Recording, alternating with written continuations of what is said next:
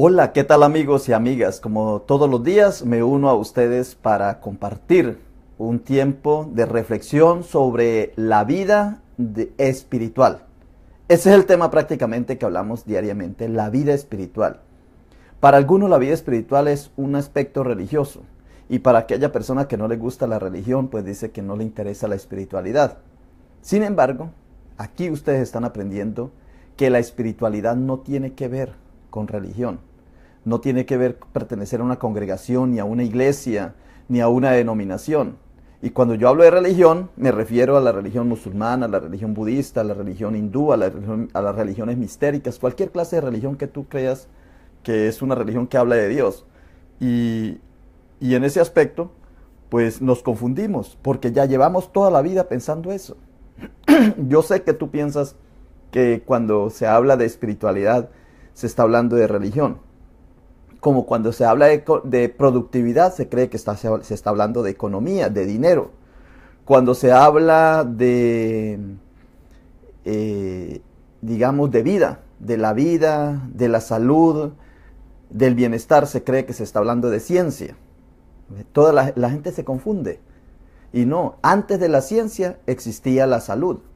Antes de la economía existía la productividad. Antes de la organización, antes de la política existía la organización. Antes de la religión existía la espiritualidad. ¿Por qué confundimos espiritualidad con religión? Por un error, simplemente. Nos equivocamos. Siempre hemos venido pensando muchas cosas sin ninguna explicación. Y yo pienso que es porque no nos preguntamos. Si nosotros nos preguntáramos el porqué de las cosas, nos daríamos cuenta. Entonces, ¿qué es espiritualidad? En todas partes, en todos los lugares, los seres humanos saben que espiritualidad es respirar. Solamente, recuerda, respirar. Si tú quieres saber qué es espiritualidad, piensa en la respiración. Eso es lo más importante. Ese es como el ejemplo más claro. ¿Qué es espiritualidad? Es aire, neuma. Neuma es espíritu. Y neuma es espiritualidad. Es facilísimo. Neuma, aire, ruaj. ¿Qué es espíritu? Neuma. ¿Y qué es neuma? Aire. ¿Y qué es aire? Pues lo que tú respiras. Y entonces, quieras tú o no quieras, eres espiritual. Porque si no quieres ser espiritual, pues deja de respirar. No respires. Y ya no eres espiritual. Pero mientras estés respirando, eres espiritual. O sea que la espiritualidad es más profunda de lo que uno se imagina. Es innato en el ser humano. Como yo siempre digo, tú eres una cosa que te inflas y te desinflas, te inflas y te desinflas, todo el tiempo, constantemente. No hay un minuto, un segundo, que tú no hagas ese acto de entrar y salir, entrar y salir. Eres una bomba, eres un globo de aire. O sea que eres espiritual. Y el oxígeno va a las células. Y tú no ves las células, tú no las ves. No las vemos, las células no las vemos. No somos capaces con el ojo humano de ver una célula, tiene que ser con un microscopio.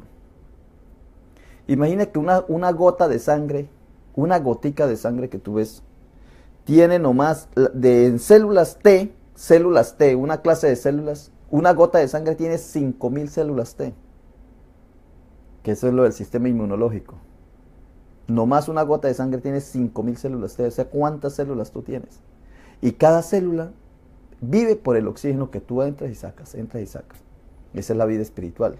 La vida espiritual, para uno saber el principio de la vida espiritual, es solamente tomar en cuenta de que respiras, pero no respires de manera automática o sin darte cuenta, no, sino haz el ejercicio. Siquiera 10 segundos, 10 respiraciones, tomes conciencia de 10 respiraciones. 10 segundos nomás, fácil. Tú en 10 Haces una respiración, 2, 3, 4, 10 y ya paras. No más, aunque sea. Que tú, en las 24 horas del día, si repites el ejercicio 6 veces, de darte cuenta en el día que respiras, si haces el ejercicio de 10 respiraciones y paras, ya, te distraes, vas y comes y haces otra cosa, las que tú quieras hacer. Y luego al rato te acuerdas y dices, wow, voy a ponerle cuidado otra vez a mi respiración, a ver cómo es que uno respira, ¿qué es eso de la respiración? Y vuelve y respira. 10, no más, 10 respiracioncitas, tú te tomas ese. Te das cuenta de eso. Y lo haces por 6 veces al día. En 24 horas lo haces 6 veces. O sea que en 24 horas, que cada minuto tiene 60 segundos, cada hora tiene 60 minutos, en 24 horas, multiplique 24 por 60, solamente un minuto eres consciente de que respiras. O sea que solamente un minuto tú te das cuenta que eres espiritual. Ahora, ¿para qué sirve que uno se dé cuenta que es espiritual? Pues para que sepas que tu vida es espiritual, que es lo más fundamental. Porque todos esos problemas, todas esas angustias, todas esas inquietudes que tú tienes en este momento, valen 0 si tuvieras un problema de respiración. El resto de problemas, cualquiera que tú veas, o que sientas, o que tienes, o que andas preocupado o preocupada, cualquier problema que en este momento te inquiete, vale 0 si tuviese un problema de respiración, si no pudieras respirar, con un segundo que dejaras de respirar. ¿Qué te parece? Todo ese problema sería 0, no valdría ni nada. Dirían, esos problemas no son nada. Pero por favor, déjame respirar. ¿Sí ves? Tú regalarías todos esos problemas, no los cargarías, con tal que te dejaran respirar. Esa es la espiritualidad. Entonces, cuando uno se da cuenta de que respirar la espiritualidad te va un poquito más. Si uno se da cuenta que ya respiración te va un poquito más, dormir. Dormir también hace parte de la vida espiritual. ¿Por qué duermo? ¿Cuánto debo dormir? Comer. Comer, muy bien. Vida espiritual, vas avanzando. Luego tomar agua, vida espiritual. Hacer ejercicio, moverte, vida espiritual. Y respirar, vida espiritual, muy bien. ¿Para qué? Para tener buena salud. Entonces, por eso somos dos, vea que somos, si tú te pasarías una sierra sin la mitad, sería dos partes unidas. Así tú eres como dos. ¿Sí ves? Tiene 2 ojos, tiene 2 roticas en la nariz, la boca, bueno, es una sola, pero te puedes abrir aquí. Tiene 2 partecitas, es como pegadito, ¿ves? Como pegadito. Entonces, para los judíos, la parte derecha es la justicia, la parte izquierda es la bondad. Entonces, justicia y bondad, equilibrio y bondad se unen para los judíos. Muy bien. Pero en la vida espiritual tuya, que es la que más entendemos nosotros, entonces, en un lado están las relaciones humanas, amar a Dios y al prójimo como a sí mismo. Y en el otro lado está que eres autosuficiente, que no tienes que cargar tantas cosas en tu vida para ser feliz, para estar libre. Que las cosas no son las que te hacen espiritual, sino que eres autosuficiente. Y esto es con el propósito de que seas minimalista. Minimalista es que andas con lo mínimo, con lo que tú necesitas nada más. Minimalista. Con lo más poquito, con lo menos. Rico no es aquel que tiene más, sino aquel que con poco es capaz de vivir. El que necesita menos para vivir, ese es el más rico. El que necesita menos para vivir. Entonces la escasez, por un lado, abundancia y escasez. Entonces tú sabes que eres autosuficiente. Y por este lado, relaciones humanas. Vea que las dos. Y al equilibrar las dos, entonces tiene la salud. Por eso yo digo, buenas relaciones, autosuficiencia y salud, que es lo más importante, el centro, zona de equilibrio y sanidad interior. ¿Ve? ¿Y cómo mantienes eso? ¿Cómo mantienes ese equilibrio? Pues manteniendo un buen sueño, buena alimentación, respirando bien, tomar agua y haciendo ejercicio, Eso es, se mantiene el equilibrio. ¿Ve? Ahora, ¿cómo mantienes la salud en la alimentación? En el sueño, pues dormir bien. Yo ya te he dicho varias veces, dormir bien 8 horas. En el ejercicio, no solamente el ejercicio que haces en actividad física de tu trabajo, no, es un ejercicio al aire libre, siendo consciente de que mueves todas tus partes del cuerpo en el ejercicio físico. El aire, pues sabiendo respirar. El tomar agua, agua alcalinizada, limpia, que tenga los nutrientes. Bueno, ya llevo sueño, respirar, tomar agua, moverse. Ahora la alimentación, lo que comes, lo sólido. Simplemente 4 cositas en la alimentación.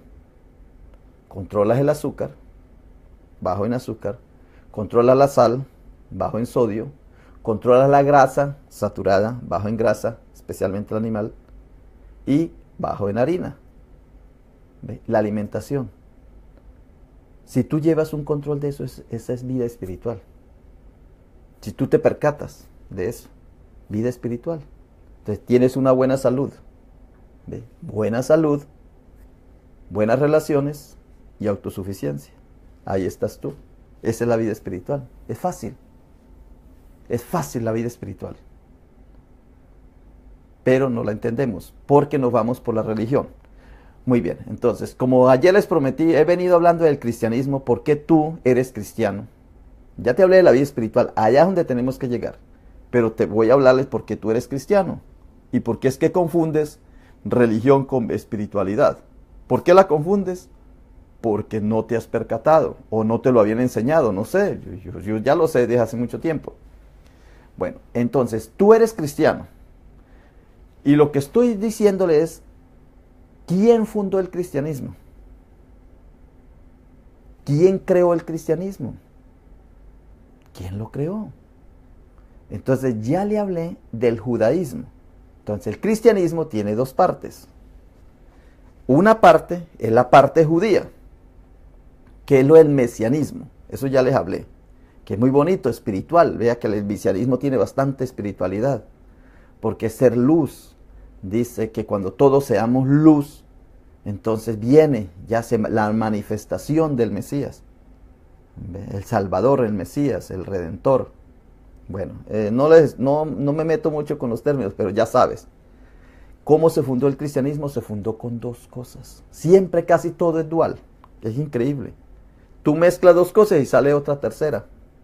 Entonces, en el siglo que nació el cristianismo, estaba el judaísmo, los judíos, y estaba el paganismo, que era la religión diferente a los judíos. Es la religión normal, la religión del pueblo, la religión de los dioses, la religión de la idolatría, la religión de Egipto, la religión de Mesopotamia, la religión del budismo, de la India, de Nepal, todo eso ya existía.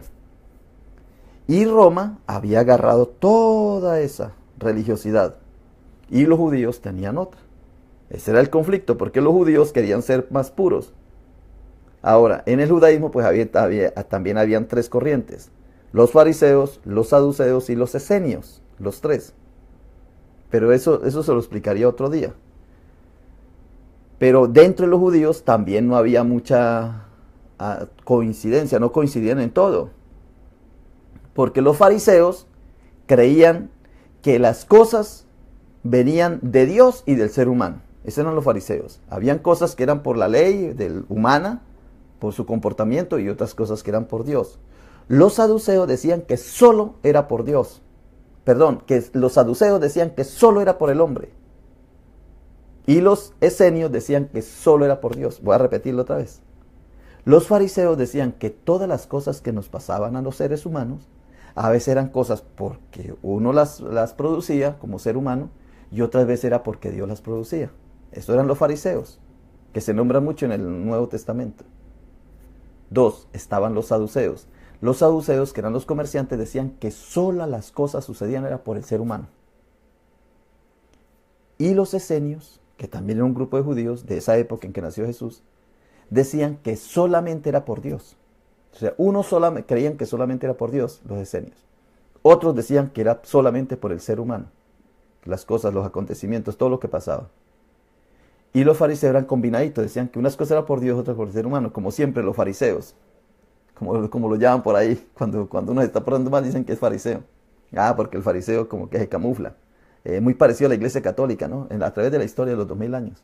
Cómo se camufla el cristianismo. Ustedes a veces son camaleónicos, se acomodan al ritmo. Pues así eran los fariseos. Por eso fueron criticados, por no ser auténticos, no ser genuinos. Pero a esas cosas las ponían a Dios, cosas a ellos según la conveniencia. Bueno, pero no estoy hablando de ese tema, solamente que se me vino a la cabeza. Estoy hablando de los judíos. Bueno, los judíos, Mesías. El mundo pagano era el ungido. Cristo. El mundo pagano creía en Cristo, en el ungido. Los judíos creían en Mesías, el ungido. Los dos eran ungidos. Porque en las dos cosas, en los dos lugares consagraban gente. Aquí fue ungido David con aceite. Y aquí fue ungido el César, los emperadores, con aceite. También se ungían. ¿Sí ve? Entonces se unían de la misma manera. Ungido significaba para los judíos Mesías, para los paganos Cristo. Entonces cuando tú dices Jesucristo estás uniendo dos cosas, los judíos y los paganos. El cristianismo es la unión de dos. Del judaísmo y del paganismo. Están uniditos. Se unieron. Y aparece el Cristo. ¿Por qué no se dice mesianismo? Porque a nosotros nos han enseñado que los judíos son malos, que mataron a Jesucristo. Por eso no nos gusta decir mesianismo. Nos gusta decir cristianismo. Ah, porque cristianos ganaron los romanos. Ganó el paganismo. Entonces por eso tú te llamas cristianismo. Debería llamarse Jesús Mesia Cristiano. Mesia Cristianismo. Para que se combinaran los dos. Pero nosotros lo tratamos de arreglar con Jesucristo. Jesús Cristo. Jesús, porque es el Yahshua de los judíos. Y Cristo, el de los paganos. Y unimos las dos. El cristianismo es Jesucristismo, Jesucristo, es la unión de dos corrientes. La corriente de los judíos, que ya les hablé ayer. Y ahora les voy a hablar de la corriente de los paganos, de la religión pagana, que eso tiene muchísimo que hablar, y ganó la religión pagana, porque cuando ellos unieron las dos, entonces obligaban al imperio romano a ser ya no pagano, sino cristiano, y a los judíos a no ser ya mesiánicos, sino cristianos, los obligaban a ellos. ¿Cuándo nace el cristianismo? Nace 200 años después de Cristo. Prácticamente el cristianismo nace 200 años después de Cristo. La Biblia, como la conocemos, los textos bíblicos, los que tú tienes, la que lees, Reina Valera o la católica, cualquiera que leas, el original que se usa, el más original, es del año 200 después de Cristo. O sea, no hay Biblia detrás. No se sabe cómo se escribía ni nada. No hay nada. Lo más cercano, o sea, no, ¿cómo se llama? Lo más lejos que tú puedes conocer la Biblia es del año 200. La Biblia, la que tú conoces, la historia del cristianismo que está en la Biblia. Solamente del año 200. Antes no se sabe, no hay. No hay. Entonces, cuando se lee la Biblia, el Nuevo Testamento, se leen las cartas de Pablo y se leen los evangelios.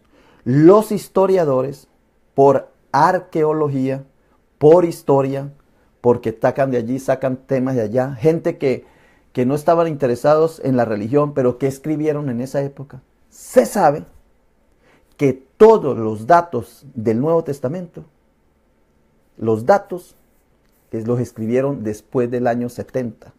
O sea que lo escribieron más o menos entre el 69 y el año 100. Pero eso parece que los datos que están escritos ahí, los escribieron en el año 69, 70, la destrucción o en la época de la destrucción del templo de Jerusalén. En esa época escribieron los textos. Con historia de hacía 30 años atrás. ¿Ve?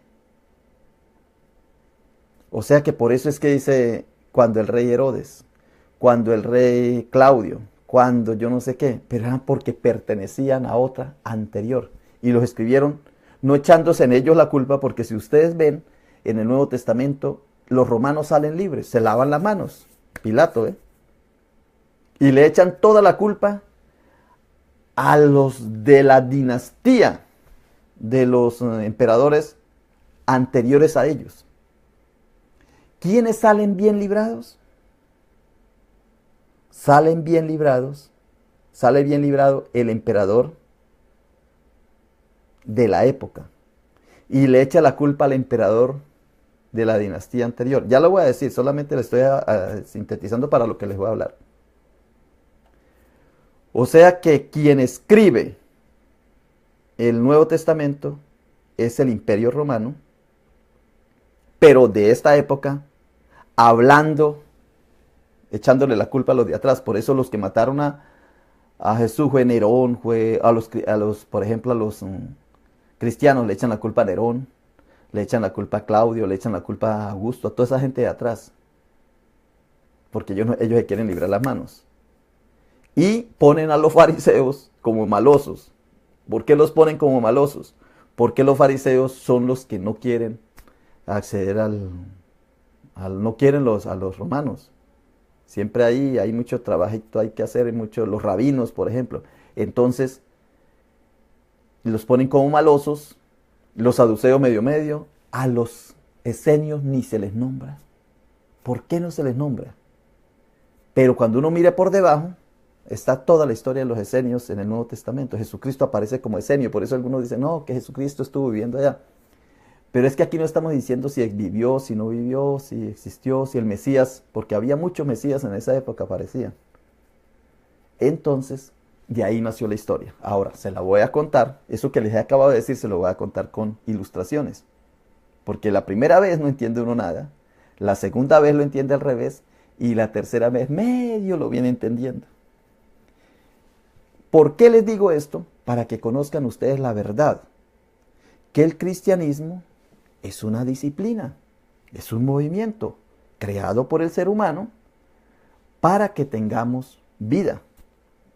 Pero a veces el cristianismo lo único que ha producido es muerte, tú lo sabes. En los 2000 años que llevamos de existencia, el cristianismo ha matado más gente que cualquier otro. O por el cristianismo la gente se ha matado, muchísimo. Hoy día estamos en una paz tenue aquí, pero por ahí en otro lado se están matando. Solamente por decir cristiano o no decir cristiano. Entre los cristianos, porque el uno cree en una cosa, el otro otra. Y eso lo vamos a ver más adelante. Solamente estoy presentando las bases. ¿Qué les he dicho hasta este momento? Que el cristianismo que tú conoces o al que tú perteneces fue creado por dos corrientes. Una, el mesianismo, otra, el paganismo. Se unieron y el paganismo llamaba al ungido, lo llamaba Cristo. El judío lo llamaba Mesías, Yahshua, Jesús, el Salvador. Se unieron, entonces formó Jesucristo, Cristo. Y en la Biblia tú lo sabes, cuando tú lees el Nuevo Testamento, ahí aparece Cristo, Jesucristo, Cristo, Jesucristo. Y Mesías, Yahshua, o el Mesías. Yo ayer les decía muy bien eso. Muy bien, ya les hablé del mesianismo, ahora voy a hablarles del cristianismo. ¿Dónde nace, dónde se gesta ese ungido, emperador ungido? ¿Dónde se gesta? Se gesta de esta manera. Ya le voy a dar la cámara. Mientras, aquí hay atención, mientras el pueblo judío está acá en esta partecita, está luchando por la purificación, por la espiritualidad, por adorar a Dios en espíritu y en la verdad, los griegos lo están apabullando. Entonces está el imperio de los Ptolomeos y el imperio Seleuco, el imperio Seleuco, dos aquí, son dos hermanos, que aquí, Persia por este lado. Entonces mire que siempre Jerusalén está al lado, Jerusalén siempre ha estado como en la mitad del conflicto. Los griegos aquí, el imperio griego está dividido prácticamente en tres fuerzas. Mire, Egipto aquí, y Mesopotamia acá, y Grecia acá. hay un conflicto político socioeconómico.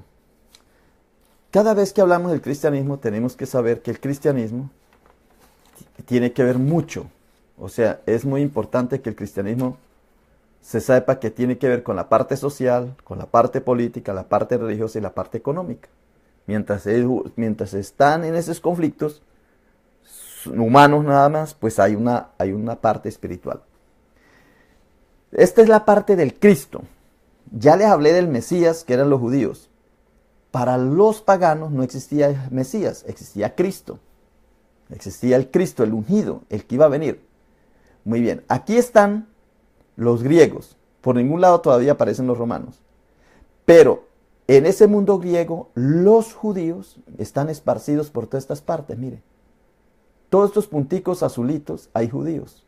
Se llama la diáspora. Los judíos eran fenicios, de Canaán. Entonces, los fenicios se movían por todo esto. Navegadores, recuerda, los fenicios navegantes. Los judíos estaban aquí en Alejandría, estaban en Tarso, vea que Pablo es de Tarso, estaban aquí, estaban en Pérgamo, estaban en todo ese lugar de Macedonia, míralos donde estaban, aquí al sur, eran judíos fuertes, eran colonia de judíos, estaban aquí en Cartago, estaban en Córdoba aquí, esta sociedad, cuando uno mira la historia, la sociedad bética de España, estaban aquí arriba, mire, todo era en el imperio, primero el imperio griego, cuando llega el imperio romano, ya ellos están repartidos por todos esos lados. Y los judíos, pues han sido negociantes, porque eran negociantes, eran fenicios. Ellos pagaban el impuesto, pero habían unos que no querían. O sea, habían unos que se esforzaban. Por eso, cuando le dicen, bueno, hay que pagar impuesto al César, ¿sí o no? ¿Y qué dice el cristianismo? Sí hay que pagar impuesto, porque el cristianismo era del emperador. Muy bien. Luego, las fases del imperio romano. Les voy a decir cómo nace el Cristo. Ya dije cómo nace el Mesías, cómo era el Mesías esperado. Ahora, ¿por qué nace el Cristo? ¿Por qué nace esa visión de Cristo que nace en el imperio romano? Nace por lo siguiente, mire, aquí estamos en el Alto Imperio Romano, cuando estaban muy importantes, del año 27 a.C. al 235. Del 235 al 284 llegó una crisis. Y de los 284 al 476, cuando desaparece, pues ya es el Bajo Imperio, ya fracasó. Entonces aquí tenemos que mirar. Voy a mirar, vamos a ver si ustedes tienen paciencia. Jesucristo se dice que nació en el año 1. Otros dicen que nació 6 años antes de Cristo. Bueno, pero vamos a poner que está aquí, 27 antes de Cristo. Lo que se estaba gestando era la paz romana. ¿Ve? Había una necesidad porque Roma había estado en conflicto durante 100 años. Que había salido del reinado, estaba en la democracia y ya se le estaba poniendo el imperio. Ya se estaba volviendo imperio.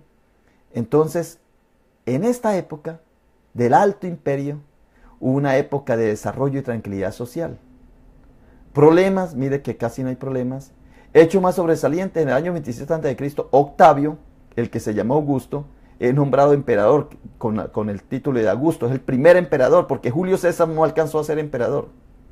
Y en el año 212 fue donde hubo la concesión de la ciudadanía a todos los hombres libres del imperio.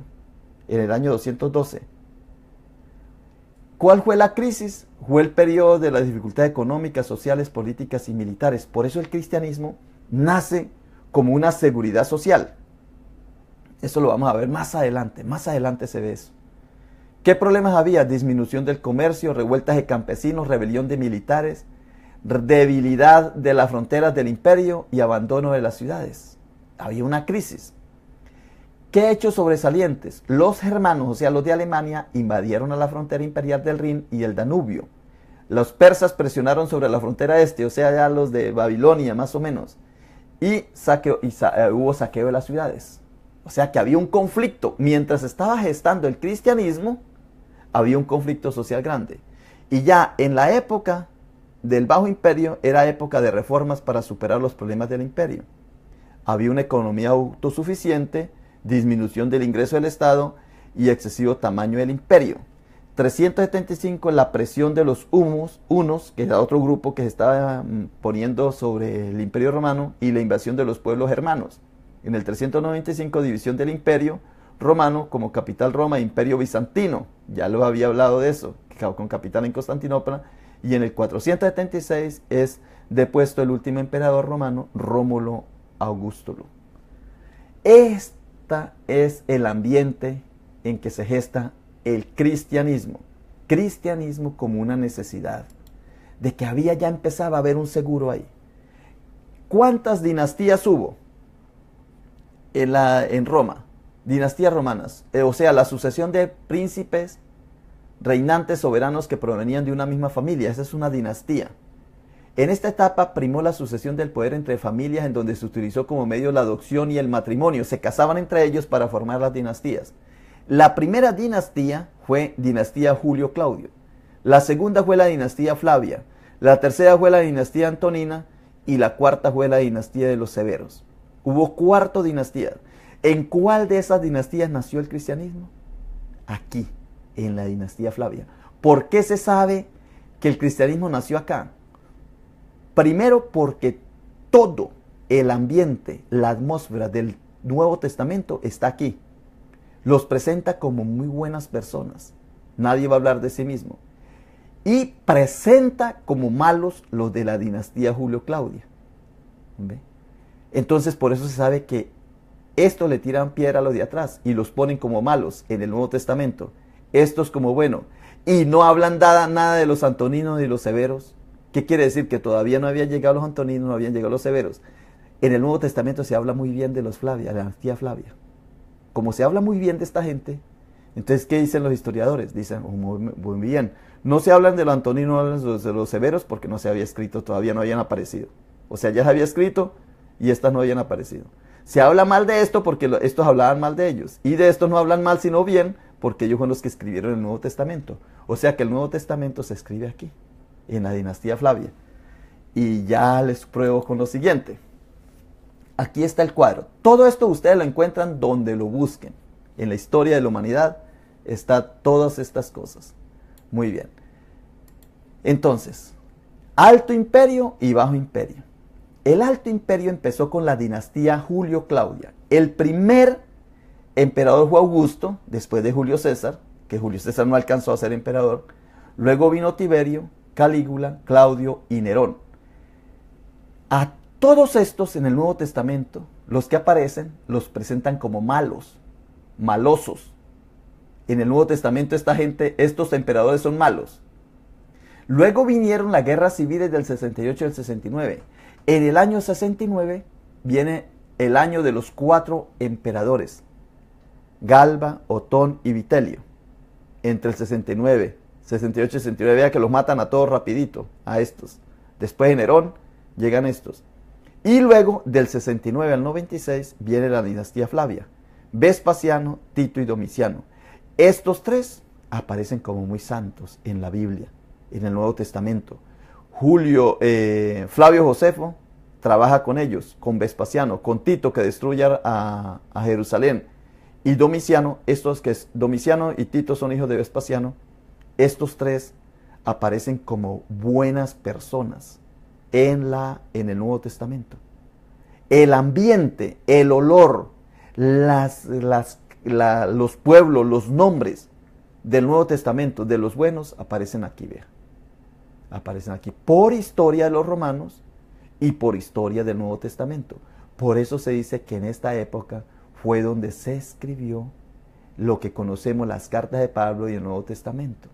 Ahora, no hubo persecución de cristianos cuando Nerón, cuando Claudio, cuando Calígula, Tiberio y Augusto. ¿Por qué? Porque no existían los cristianos. Vea que los cristianos aparecieron aquí. Pero ellos cuentan la historia como si estos fueran malosos y no existían. Por ejemplo, el Coliseo romano lo empezó Vespasiano, lo continuó Tito y lo terminó Domiciano. El Coliseo romano. Y sin embargo, en el Nuevo Testamento o en la historia de la iglesia, ponen como si Nerón, Claudio, metiera gente en el Coliseo romano, y ellos no existían, existían era aquí. El Coliseo romano existió aquí. ¿Ve? Pero en la historia de la iglesia lo ponen aquí atrás. ¿Por qué? Para echarle la culpa a estos de acá. ¿Ve? Aquí fue donde se crea el cristianismo. ¿Y quiénes son los que persiguen? Aquí hay una cosa bien clara. A ver, pongan atención. Aquí una cosa bien clara. ¿Quiénes son los que persiguen a los cristianos? Trajano, Adriano, toda esta gente. Toda esta gente son los que persiguen a los cristianos. ¿Por qué? Porque ya cambia la dinastía. Ya del 96 al 192, este imperio quiso imponer el cristianismo. Era normal. ¿Por qué? Porque el judaísmo presentaba como una visión buena del mesianismo. Y había una necesidad de cambio. Y esta gente fue buena. Esta gente para ellos, o sea, no buena en el sentido de bueno o malo como moral, sino que fueron excelentes gobernantes. Entonces ellos y como Flavio Josefo estaba con ellos y estaba el otro también, Julio Alexander, ellos estaban ahí metidos, conocían el mesianismo, y estos conocían el Cristo, pues unen y crean una nueva religión. Por primera vez se está gestando en el Imperio Romano. Cuando hablamos del Imperio Romano, no creamos que es una ciudad. Cuando hablamos del Imperio Romano es todo lo que nos pertenece a nosotros, todo lo que somos nosotros. Mire, este es el Imperio Romano. Todo lo que nosotros respiramos aquí en Estados Unidos, todo es de aquí. Mire, Gran Bretaña. ¿Quiénes conquistaron América? España, Portugal, Gran Bretaña, Alemania, toda esta gente. Y luego los africanos, mire, los trajeron acá. Todas estas culturas, Italia. Por aquí no vemos gente de por allá, de otras partes que vinieron a conquistar. Toda la cultura nuestra es de acá. Todo, como tú te vistes, como tú crees en la ley romana, la ley que tienes aquí en Estados Unidos, las leyes de tránsito, las leyes de comportamiento, las leyes de la familia, todo viene de esta época. Y el cristianismo viene de acá, porque el cristianismo se implementó por todo el Imperio Romano como una orden del César. ¿Una orden de cuál César? Como una orden de Vespasiano, Tito y Domiciano. Ellos organizaron el cristianismo, pero les falló porque perdieron. Al tercer emperador ya les cayó la crisis. Y luego, después de ello, vinieron los antoninos. Y los antoninos se llaman como los 5 emperadores buenos. Durante el gobierno de los 5 primeros emperadores de esta dinastía romana, Roma alcanzó la máxima extensión de sus fronteras. ¿Ve? Aquí. Y luego, al final, vea donde está Constantino, que ya en el siglo IV, es donde ya ponen al cristianismo como un imperio, como una religión del imperio, aquí. ¿Por qué toman como una religión del imperio? Porque ya se ha gestado todo un caminar entre los gobernantes, que unos sí quieren el cristiano, otros no lo quieren, que unos sí, que otros no, que unos quieren que haya religión del imperio, otros que no quieren, y así la pelea. Los senadores, porque era que, además que el pueblo, que era un imperio, también tenía reinados, porque el imperio, ¿qué es imperio? El que se impone por encima de los reyes. ¿Ve? Y ahí es donde vemos, es que es increíble cómo se va gestando todo. Entonces se va gestando ese movimiento cristiano, se va gestando con crímenes, unos que les gusta, otros que no les gusta, otros que se aceptan, otros que no aceptan, hasta que ya Constantino se da cuenta que hay que imponerlo como oficial, aunque ya venía gestándose porque se había hecho un buen marketing, una buena propaganda por todo el imperio, y ya muchos lo aceptaban. Porque quienes no lo aceptaban, los judíos y los romanos, que querían ser paganos, que querían ser no cristianos, sino que querían seguir con las otras, con la otra religiosidad que la habían traído de Egipto, que lo habían traído de Mesopotamia, que lo habían traído de Persia, que lo habían traído de allá, y no querían el cristianismo, porque el cristianismo era una combinación. Lo que ya conocemos nosotros como cristianismo, la esencia, en la Biblia, que ahí está, en las cartas de Pablo y en los 4 evangelios. Ellos no les gustaba, entonces por eso había persecución. No era porque el imperio los perseguía, era porque la gente, los judíos, no querían ser cristianos porque no aceptaban a ese Mesías que les estaban presentando. Y los paganos no querían Entonces había conflicto y por eso el emperador tenía que intervenir con su ejército. Muy bien, aquí, entonces, aquí con Constantino es donde se impone el imperio. Y ahí sigue la iglesia. La iglesia que nosotros conocemos es una iglesia imperial.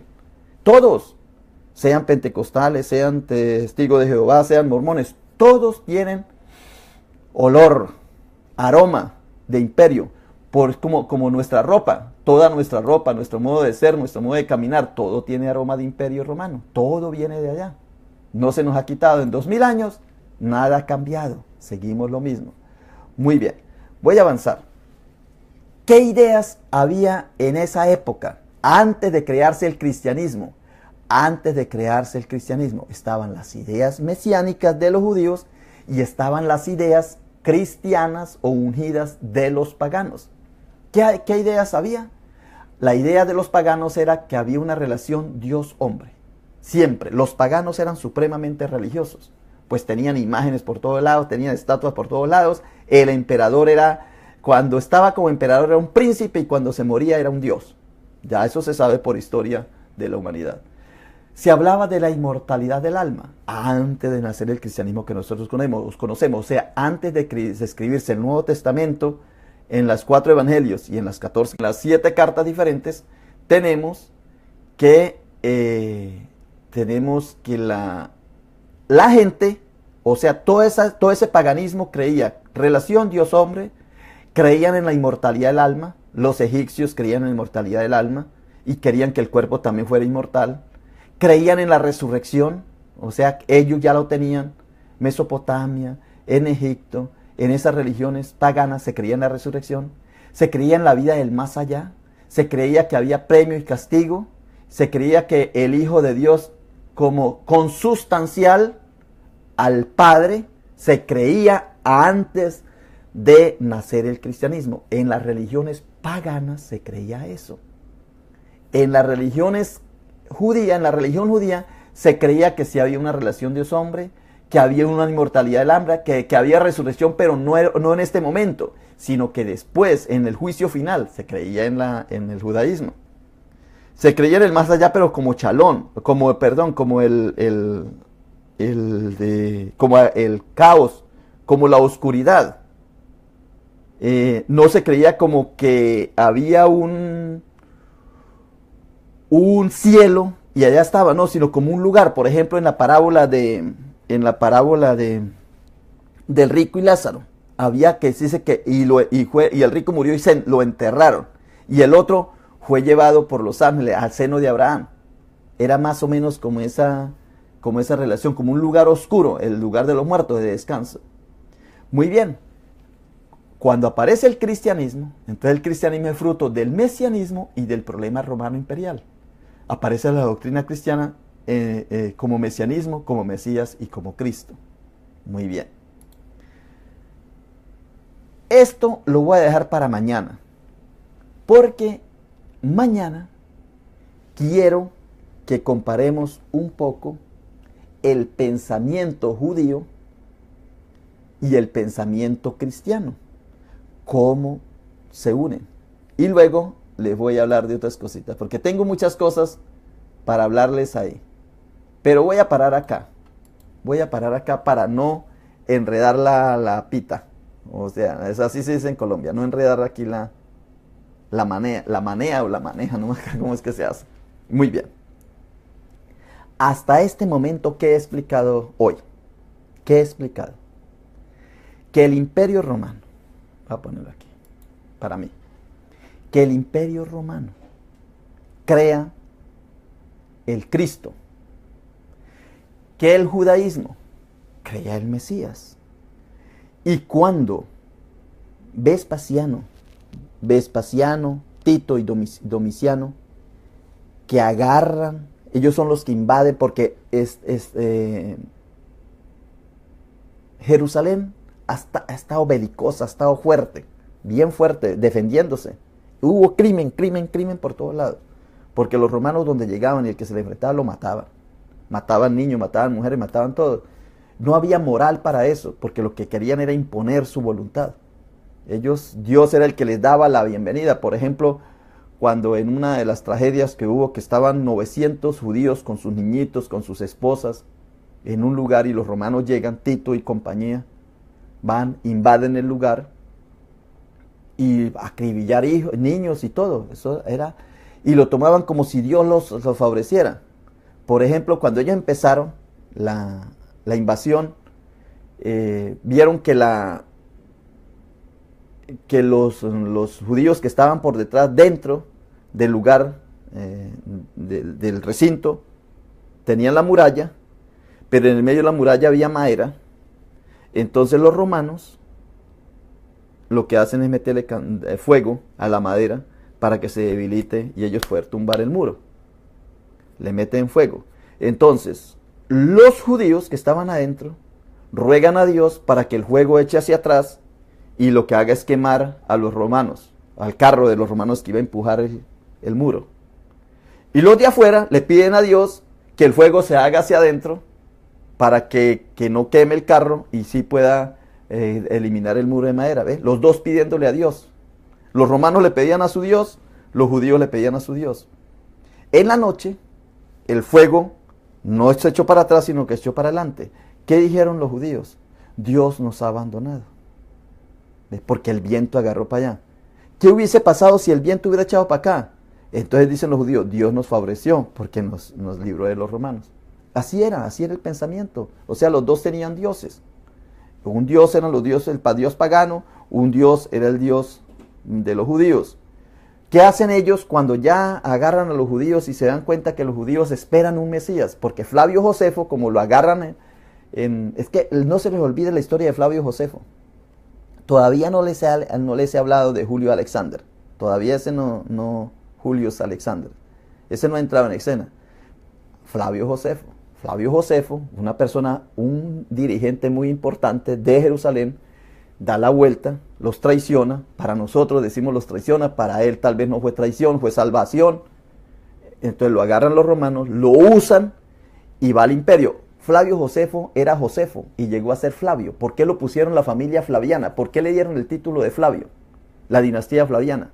Porque intervino, porque dio todo. Y él escribe muchas cosas de los libros que en historia de la vida de Roma escribió Flavio Josefo, es lo mismo que está en los evangelios. Algunas cosas. Otras cosas, pues ya sabemos que los evangelios lo tomaron de la historia que había ahí. Por eso Yogare Pujol dice que fueron copias de Egipto. Y es verdad, lo que pasa es que ya se veía para Yogare Pujol, que es un científico, un doctor de teología y eso, que estudia muchísimo, sabe el egipcio y sabe el griego y sabe todo eso, y ellos estudian muy bien eso. Entonces él dice, los cristianos, o quien fundó el cristianismo, copia de allá de Egipto todo el Nuevo Testamento, lo copia. Y Antonio Piñero dice, no lo copia, lo que pasa es que eso era normal, que se involucraran todas esas historias, porque estaban en la comunidad, estaban ahí, y de esta era la manera que se hablaba. ¿Cuál es la verdad? La verdad es que en esa época de Vespasiano, en el año 69, al 70, 80, todos esos añitos, es donde se gesta, como se va diciendo, bueno, aquí hay que hacer una cosa, hay una cosa muy buena, que los judíos llaman del Mesías, y nosotros hablamos una cosa muy buena, del Cristo. Mesías significa ungido, Cristo significa ungido, pues unamos Jesucristo y creamos el cristianismo. Así nació. ¿Existió Jesús? Sí existió Jesús.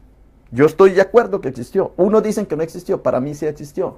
Porque así como Flavio Josefo no se inventa ninguna historia de esas que decimos que se copió, por ejemplo el Padre Nuestro, que ya estaba en Egipto, que las bienaventuranzas ya estaban en la India, que muchas cosas que ya se saben, así como no las inventaron, pues tampoco fueron a inventar a Jesús. ¿Por qué? Porque Jesús, en esa época se presentaron más o menos 12 Mesías identificados así, 12 grandísimos Mesías. En esa época de Vespasiano, que estaban allá revolucionarios los de Jerusalén, que estaban revoltosos, que estaban defendiéndose, apareció un Mesías y lo eliminaban, aparecía otro Mesías y lo eliminaban, aparecía otro y lo eliminaban. Y uno de ellos, Pues el que nosotros conocemos, el que más se destacó, aunque perdió, los crucificaron y todo, no lo inventaron. ¿Por qué lo iban a inventar? Si no inventaron lo otro, pues no iban a inventar a este. Solamente que lo unieron. ¿Ve? Y crearon lo que nosotros llamamos el cristianismo. ¿Con qué propósito? Con ayudarnos a la vida espiritual. Pero el cristianismo no ha hecho eso.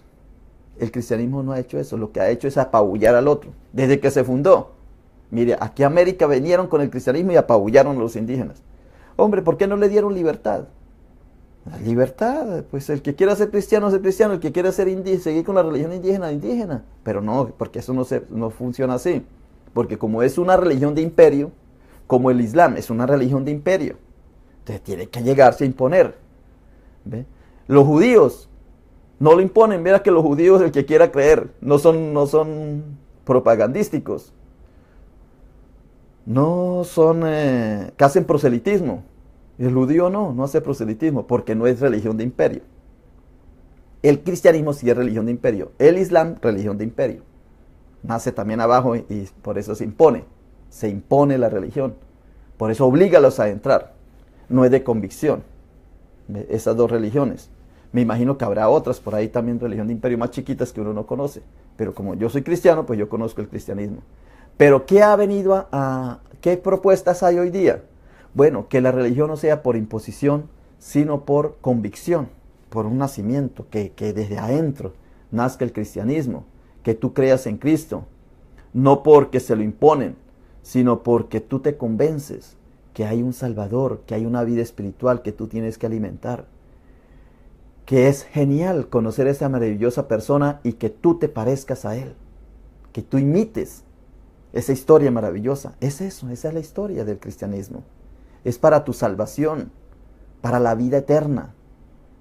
Bueno, y así sucesivamente. Muy bien, hoy les quería explicar cuándo y cómo nació el cristianismo.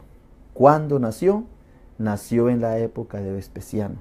Vespasiano, año 69 al 96. Entre el año 69 y el 96 se gesta el cristianismo. Se gesta, empieza a aparecer, empieza a formarse. O sea, unirse el mesianismo con el Cristo y nace el cristianismo. Y luego se va haciendo y todavía hoy día es un movimiento así que va evolucionando. Después les hablo cómo ha pasado del cerebro racional al límbico y al reptiliano. Esa también es otra manera de explicar el cristianismo. Pero ahorita le estoy hablando desde el punto de vista simplemente histórico. Muy bien, por hoy voy a dejarlo ahí. Espero que esto le sirva para ti. Cuando yo te hablo de vida espiritual, no te hablo de religión. Cuando te hablo de cristianismo, tú puedes tomar el cristianismo como religión o puedes tomarlo como un movimiento espiritual, porque da para eso. El mesianismo es espiritual, pero tú lo puedes convertir en una religión, como los judíos que lo convirtieron en una religión. El cristianismo, el Cristo que tú sabes, Cristo, el que te han enseñado o el que tú conoces en el Nuevo Testamento, puede servir para la vida espiritual o puede servir para la religión. Si tú lo tienes como religión, te vuelves matón, porque quieres eliminar al otro, porque ahí te dice, te da todas las armas para que vayas y elimine al otro.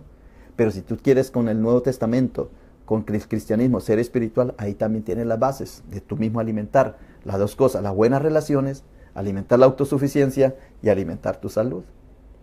Las tres cosas. No sé si soy enredado, quién sabe, yo lo tengo claro, no sé si tú lo tienes claro. Pero bueno, continuemos, lo importante es que tú perseveres en este proyecto que llevamos de la vida espiritual.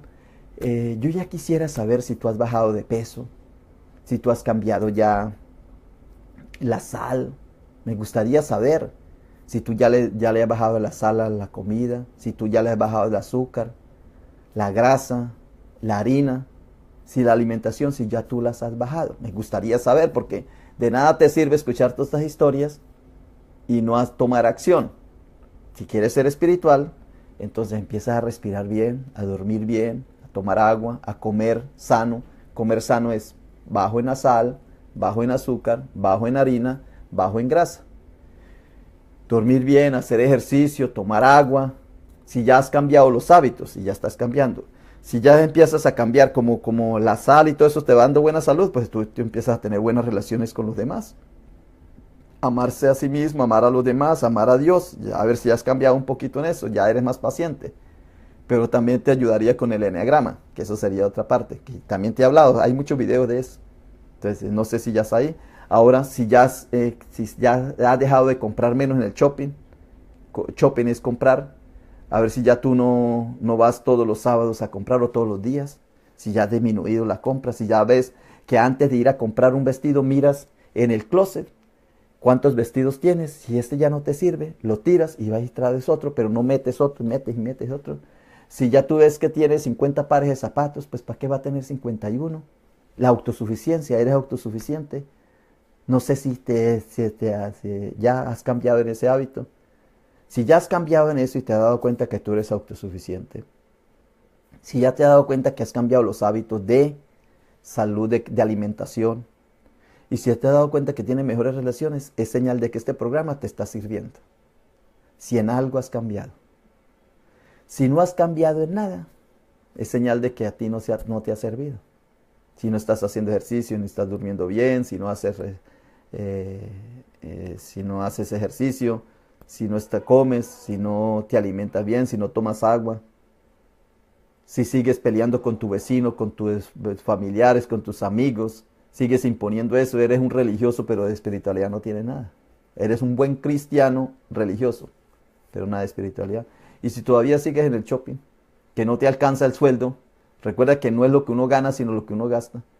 Entonces tampoco estás, porque la meta es llegar a eso. Me gustaría que lo escribas o que tú grabes un video y digas, me ha servido, ya he bajado tantas libras, ya estoy controlando la diabetes, porque ya me he vuelto espiritual, ya sé que hay que amar la vida.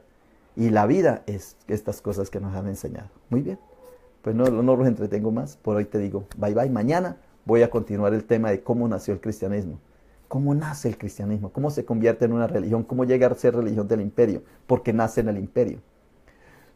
Todos esos personajes que aparecen en el Nuevo Testamento, es gente muy conocida y reconocida para la época. Son visibles, no son gente por allá escondiditos, no. Es gente muy conocida, que se sabe muy bien. Fueron personajes muy importantes, que aceptaron y que empezaron a sacar adelante el proyecto. Muy bien, pues pasen este video si les ayuda en algo. Compártanlo. Mañana nos vemos a las 9 de la mañana, Dios mediante. Por hoy te digo, bye bye.